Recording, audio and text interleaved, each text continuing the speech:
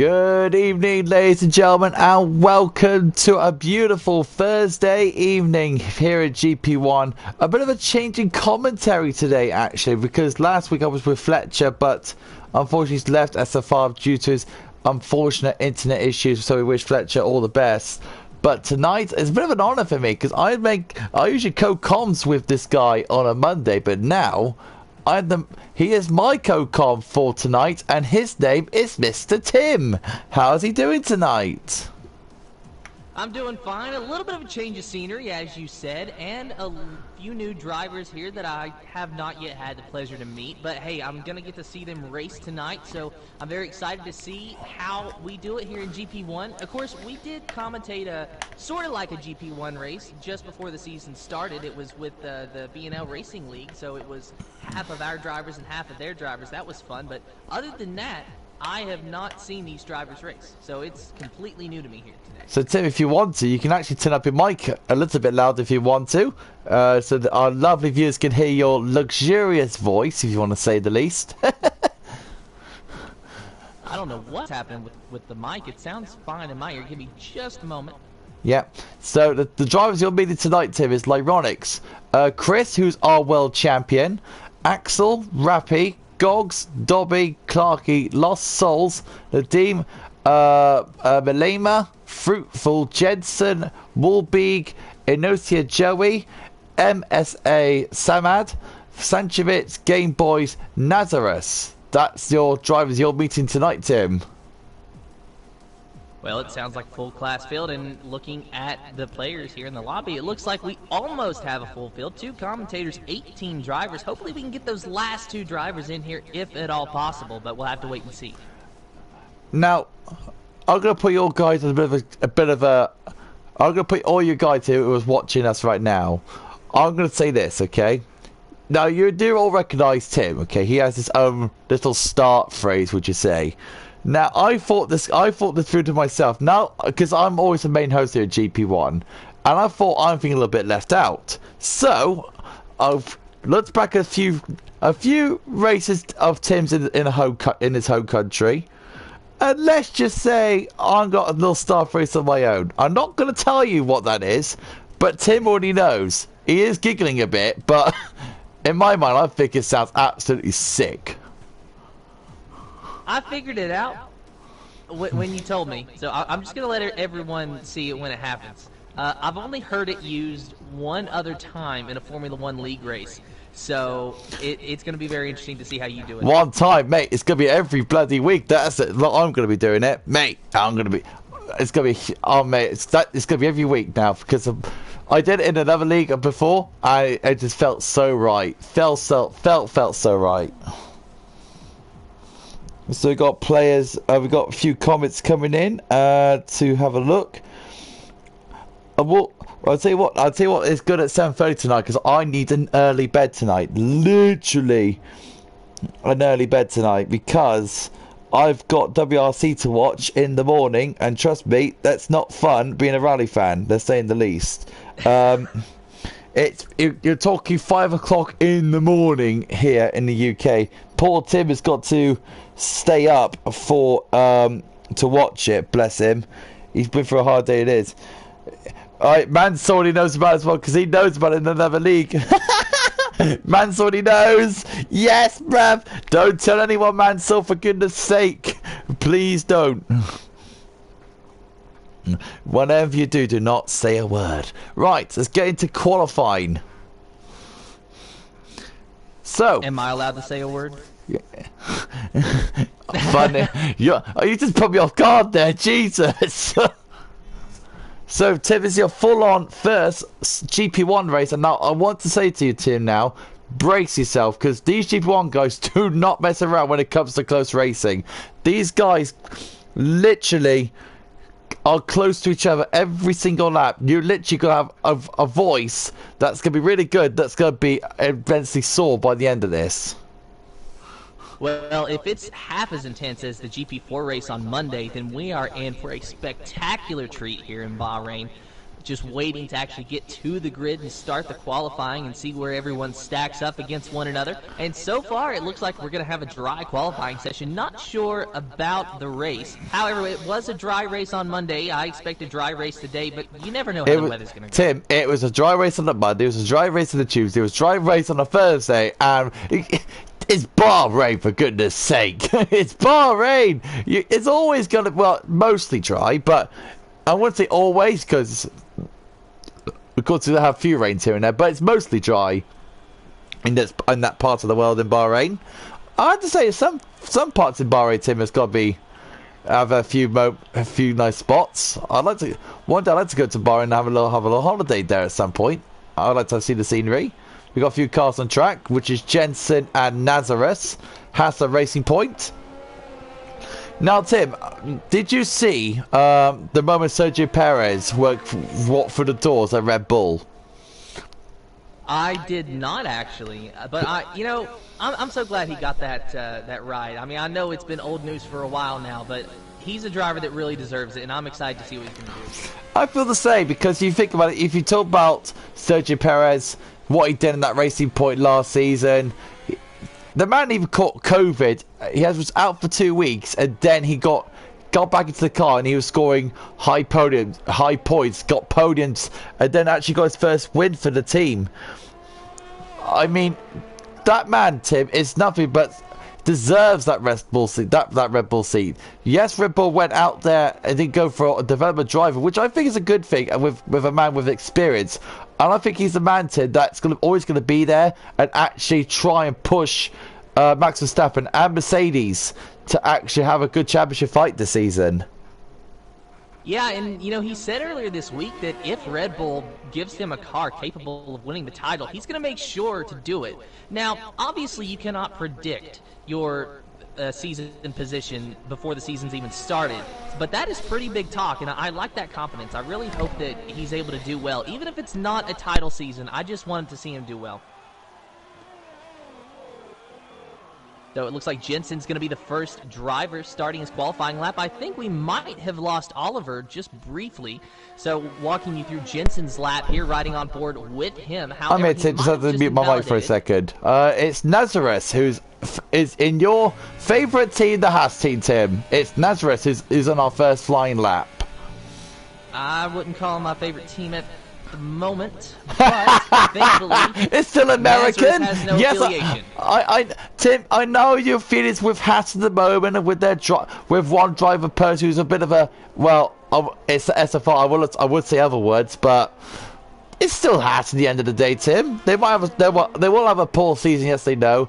Even good to Steiner said they're anticipating a very bad season, but it's still Haas team. I think things will get better for the American team. Would you say? Yeah, I mean, let's put it this way. I don't have a problem with the workers at Haas. I don't have a problem with Mick Schumacher. And as long as Gunther Steiner is a good boss, I don't have a problem with him. And that doesn't really leave a whole lot of people left to the imagination. And Gene Haas. Gene Haas hasn't given me any reason to dislike him, so everyone else can fill in the blanks as to my problems there, but that is irrelevant because it's Nazareth just set the fastest lap, a 1:25.701, the first driver to set a time. And Sanchevitz goes faster than him, a 1:25.5, a bit 2/10 faster than him. Let's have a look at Axel BG. Actually, let's have a look at, I believe it's a Alfa Romeo, trying to figure it is. I think it's Warbeek.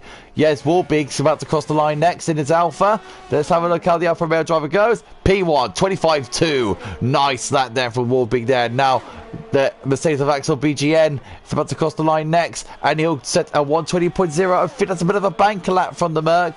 I think he can go better. Let's have a look at Rappy, who was our last week's winner in Australia. We got a nice comment, Tim. Say, what's your views on Merck and the Hamilton contract situation? My views is that I feel like Lewis Hamilton is going to renew, and that they're probably just playing us and maybe trying to think of the details.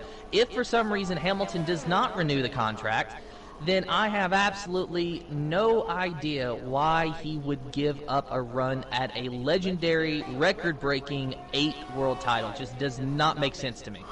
Oh, Rappy slows down there. Very interesting there for Rappy. So he's cost himself time. Probably, I see what he's probably played for the medium-sized driver. We've got F1 Dobby with a 1 minute 24.9. The first guy to break into the 124s is F1 Dobby. Let's have a look at our reigning world champion, with the reigning GP1 champion, which is Chris, who did well last season. Literally pulled out of the bag last season. Let's see if Chris can do the business here in the desert of Bahrain. Let's see how he goes into turns 9 and 10. Will he lock his left front? Most likely he will. No, he won't lock up, which is fair enough from Chris there. We also saw on Monday, Tim, about the toe around here in Bahrain. We found out it's pretty powerful around here. Would you say the teammates will find ways to find the toe around this track? Yeah, we really did see that between the Ferrari teammates of Sonicok and Podge Racing in the GP4 series, and it actually helped Sonicok get the pole. So would not be surprised if we saw these drivers try that out here today, but so far I think that they're just trying to get a lap and make sure that they have a nice feel for the track. And, you know, after Parc Fermé rules, there's so very little that you can change on these cars that it's not so much about getting set up as it is just, you know, getting a lap. Oh, sure I have to drop you that to Chris. What a sensational lap.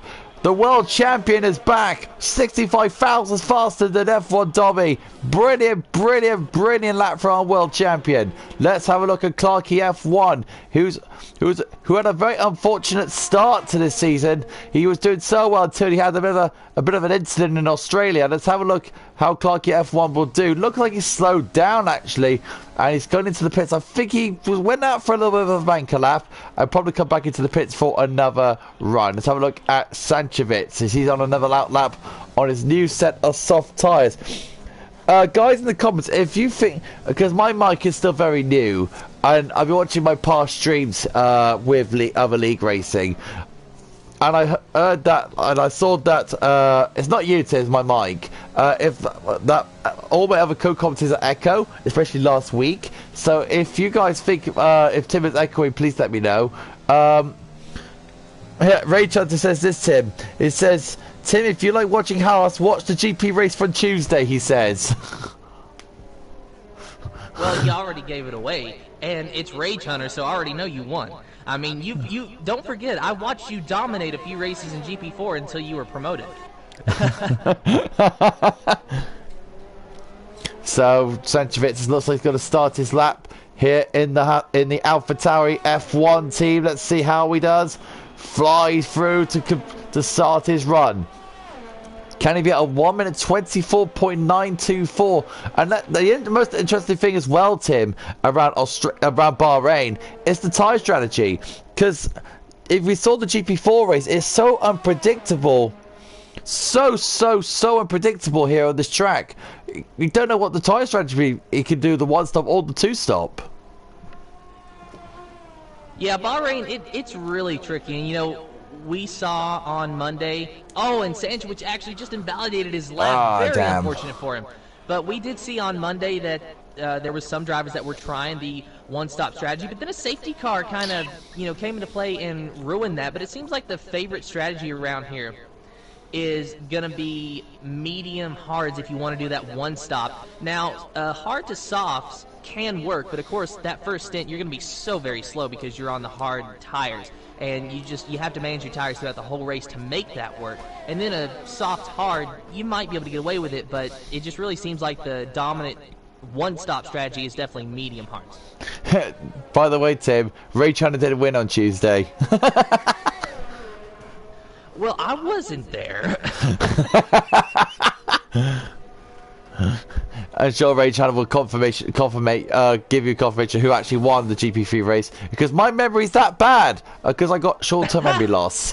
So, blame my memory. So Jensen, Axel has retired. Axel's actually crashed out on the exit of the slalom, and he has now bent it, which is unfortunate there for Axel. He'll be back for the race, but most likely to be P20 for him. Jensen will go 11th, 126.2 on the medium tyres. He's trying his hardest to get onto that very fast medium strategy. Let's have a look at Lyronix in the Renault, because he's going through sector 3 right now. doing his first run at the moment in the Renault with the soft tyres on. The soft tyres going to last 10 laps around here, so if you're very good. So, hello, Maggie, nice to see you. Ray Chandler said the Slayer won from 14th or 15th from the grid, Tim. Do what? The Slayer actually won the race from P14 or P15 on the grid. That's really impressive for the Slayer. Wow. Fair play to him. Impressive. So let's have a look at Fruitful. Go through turn 30. I feel like turn 30 is one of my favourite corners here. Yeah, it's I like braking and turning in at the same time. So turn 30 feels pretty satisfying if you get it right. BNL Lumbumba said, let's go Fruitful, Warbeak and Mahin. Yeah, and Fruitful is diving into the pits. But Warbeak is third placer and Mahin is in third place. Actually, I'll say that Nadim is going to fourth. The GP2 world champion is gone into fourth place. Good showing from Nadim right there. RAC Tony on his in that most likely. So let's have a look at anyone on the lap. Yeah, let's go to the top guys. Let's go have a look at let's have a look some furthest on track. So we'll look probably yeah, F1 Dobby. Wow, F1 Dobby 124.7. F1 Dobby showing, putting his hand out. My goodness, times are getting faster, Tim. That they are, and it's got just a little over 6 minutes remaining in the qualifying session. I'm noticing that a lot of drivers are electing to take the medium tires and try to set a lap, but it doesn't seem like they really have the pace that they need. They're still starting outside the top 10, and at that point it doesn't matter. You can choose what tire you start on if you start outside the top 10. So I'm sure that some of them are really trying to break into the top 10 at least, so that they can have a little bit of a better starting spot when it comes to race time. Oh, he was so close to getting that pole position, but Mahim Malema did very well to get in second place. SF wanted the team from GP to promoted to GP1 very deservedly. Got into that position because he won the GP2 championship, and he said in Abu Dhabi that he said he wanted to go to take on the big boys, and wow, he is taking them on by the scruff of the neck. So fair play there to SF1 the team. It is you think about it, when you're in GP2 and you want to go and you feel like it is time to go take on the big boys of GP1, if you're in Nadim's shoes and you feel like you want to take that decision, do you think you feel like you're in that right moment and you feel like you can take on with the big boys? I think so. I mean, you know, Nadim starting in fourth place, at least so far anyway. A 125.098 is his lap time, and the pole time is only a 124.7. So it's only about a 0.3 of a second difference there. It's still a pretty big gap, but it's nothing that's unsurmountable by any means. So I think that Nadim is sitting there in a pretty decent position. I mean, if you were like, I know I'm going to say this very bad to you, Tim, but if you were GP2, like Nadim in GP2, and you feel like it is time to go to take on the GP1 boys, that's going to be like a hard-fought process, is it? Because it is GP1, you think about it, GP1 is the big boys, and they are super quick. But do you feel like you need that sort of challenge to make yourself improve? I think so, honestly, because just from my personal experience running races with you and Fletcher and Adam and all of them, I seem to pick up a little bit of pace during the race and during practice when I'm working with you than when I'm just trying to practice alone. So it's almost like when you drive around people that are just a little bit faster than you, that you can pick up a few things, or it just drives you to push that much harder so that you can, you know, actually improve your lap times. It's surprising how it actually works, because you can practice on your own and feel like you're at your ceiling and that you have literally nowhere to go as far as lap times, and then you jump into a lobby with someone else who's a little bit faster, and all of a sudden you're, you know, clocking off laps that are 2-3 of a second quicker than what you were doing. Yeah, I definitely agree with that, because you think about it, me being GP3, when I say GP4, I thought like I was like one of the top guys there. But once I first joined SFR, I thought I was a top dog. I was ready for my first experience in league racing. And then when I had my first race, whoa! And Nazareth just wow! spun. Yeah, that's one of those. Yeah, I just saw the camera shot of it. That's one of those dangerous curves, Tim, on the exit of that slalom. I'm trying to figure out what's it. 1, 2, 3, 4, 5, 6. Yeah, on the exit of turn 6, that curb on that outside, Tim, it's highly dangerous if you go very, very wide. Well, he went wide, but he was able to hang on to it.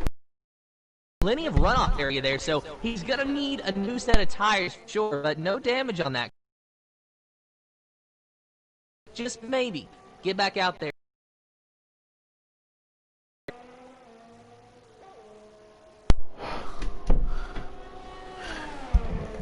So, okay, Nazareth will probably do another lap.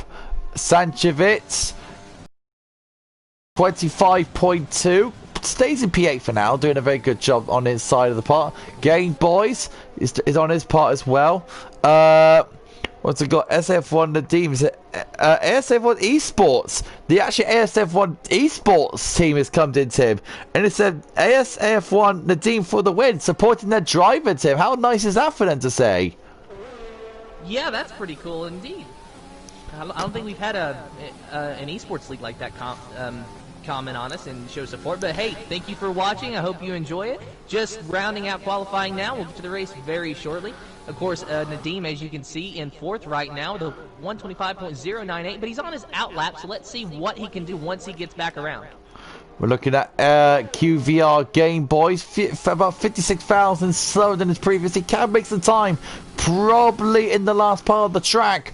Can he do it, I wonder? Game Boys, round the last goal! Little tail happy, and he goes in the pits, and that is his qualifying done. Now, let's go to Chris, who's one of the big 4 guys. Let's see how can he take on this Mercedes through this track.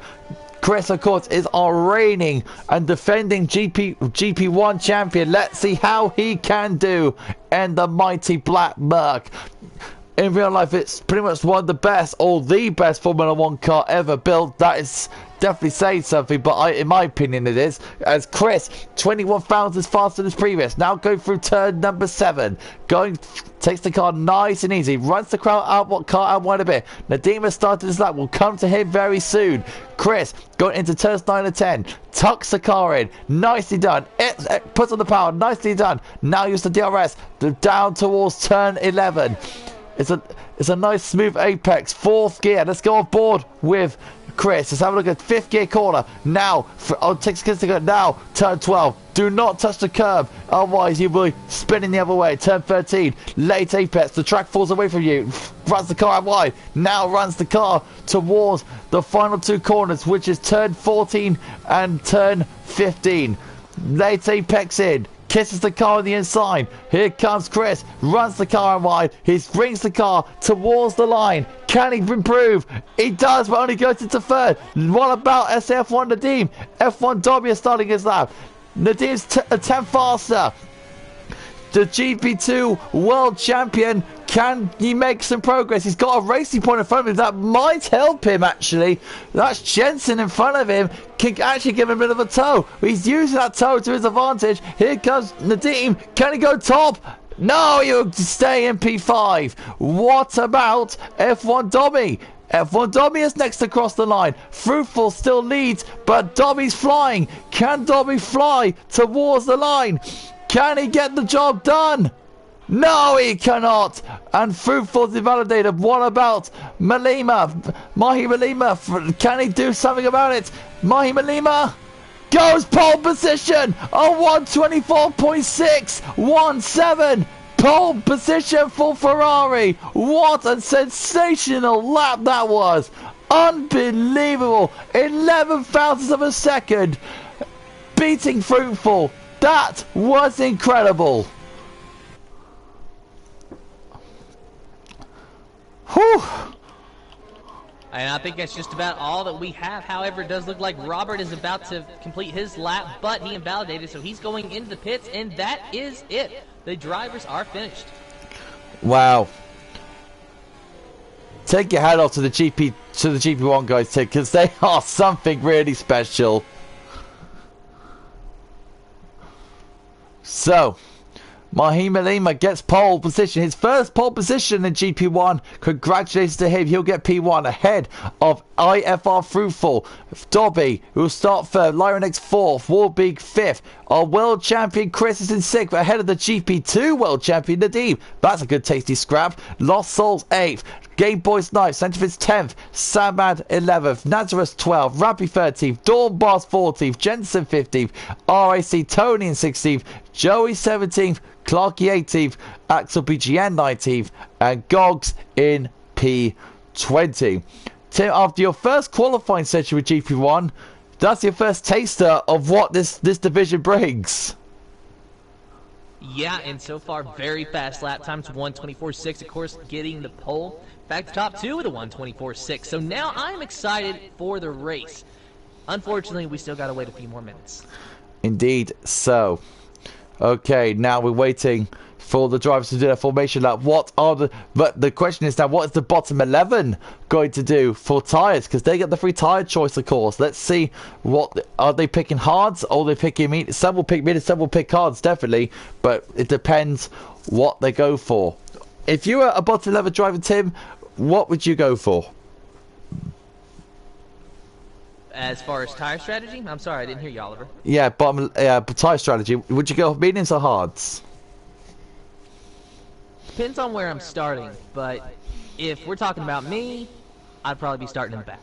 So I would start on hards, try to go with the one stop, go to hard softs, and I kind of feel like if you're already starting like 15th place or something, that you really have nothing to lose, and you might as well try that. If you're starting a little bit further up the pack, then, you know, obviously if you're in the top 10, you don't have a choice. You have to start on the tires that you qualified on. But if you're a little bit closer, just outside the top 10, then you really have that choice. So it just depends on what you want to do. It really does seem like a two-stop strategy is going to be the way to go, because that's what we saw in GP4. But we also had a safety car. So without a safety car, they might need to try medium hards like we were talking about. Very good point there. So let's have a look at the tyres there. We've got MSA Samad, who's our top guy in the bottom 11, who's actually gone for the hard tyres. So it's a very interesting call there from the Ferrari boys. We also got Rappy 13th, who's on mediums. Let's run it down. Samad hards. Nazareth is on mediums. Rappy mediums. Dawn Boss mediums. Jensen mediums. Then the next two guys, Tony and Joey, on hard tyres. Clarky with mediums, Axel BGN on hard, and Gogs on mediums. A very mixed strategy, but it looks like it's more dominant medium tyres than it is hards, Tim. Yeah, it really does. A lot of medium tires, and I'm surprised to see that many hard tires. 4 drivers on the hard tires so far. But, hey, you know, what was I saying just a couple of minutes ago? That if you're starting that far back, you really have nothing to lose. You might as well go for the gamble, because all you can go is uphill from there. Okay, so as you see before, Malema gets his first pole position in GP1. If you were you'd make your first season GP1 and actually getting your first pole on your second race of the season, is that butterflies in your stomach? Oh, it's an enormous amount of pressure, because you do not want to mess it up. Not just for the fact that you want a good starting position, but just because, well, let's be honest, it sucks when you mess up a start. So you just don't want that to happen at all. But if Malema can get a good start and actually pull away from these guys, he will have a good chance to win this race, as long as he can keep that position. But, you know, as you know, that's easier said than done. As the drivers line up for GP1, the start of the second round of the season. Run down the top 10 for you. Belina first, Fruitful second, Dobby third, Lyronix fourth, Warbeak fifth, Chris sixth, Nadeem seventh, Lost Souls eighth, Game Boys ninth, Sanchevitz 10th, as we got Gogs lining up his Red Bull on the last row of the grid. Red Bulls we're looking to get a strong result today, as we're waiting for those 5 magical red lights. What is going to happen when these cars go straight down towards turn 1? We're going to see where it all plays out. While we're waiting for the lights, Tim, do you think you can pick your top 5 quickly? No, I really can't. I have no idea Good what's going on. You know what? Brilliant answer. Brilliant answer, because GP1 is always most unpredictable. While we're waiting here, you see that grandstand on the left-hand side? Ain't that magnificent by chance? It is. It looks pretty cool. However, there is something that's concerning me, is why we're having to wait so long for the lights. I think what it is, Tim, I think there's a rabbit in the middle of the track that I think that needs to be removed. And I'll let the wait in that we completed lap 2 of this Grand Prix already, not lap 1. Ain't face palm it is. Co-masters, your F1 logistics are supremely fascinating to watch. It's not Formula 1. It's fantasy F1. That bunny Tim in the middle of the track. He's been like, we are approaching Easter in about a few months. I mean, he might be delivering his eggs a little bit early. I don't know. Well, hey, you know, he's got the best seat in the house so long as he stays away from the track surface. Well, mind you, if he's got like a near 1,000 horsepower Ferrari coming down, I don't think he'll stand within a chance, would he? Probably not. He's got to be very careful there. I mean, you know, wherever his den is, I'm sure that it's a nice, safe place away from the track surface. But I'm sure that he can find a hill somewhere to sit up and just kind of, you know, watch the race. I do wish he'd get off the track. So we're just waiting on. I think a driver is having a real internet problem. I think it might be either Chris or Clarky. If either of those two could just leave the session, I don't know who we're waiting on, but I believe is either one of those disconnected guys. Let's see when everyone joins the call. Yeah, I would say so. Yeah, I definitely agree for that one. I think one person has been disconnected. For a GP1 driver, please confirm to me that a GP1 driver is still slowly connecting. Then we can let them know. And he has to leave the session, and then he gets an invite back, and he can rejoin the race. But I think that is the problem here. If you look at Melina's back end, I think are we restarting? Oh dear. I got an error. I think the broadcast